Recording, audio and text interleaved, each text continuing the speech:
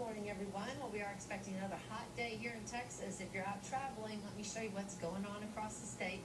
It's just hot everywhere in the state of Texas. We are going to continue to see most of the activity in the way of any kind of rainfall around the state of Texas.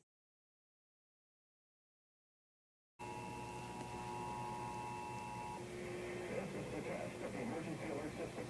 In the event of emergency, this system will bring you important information. This test is now concluded.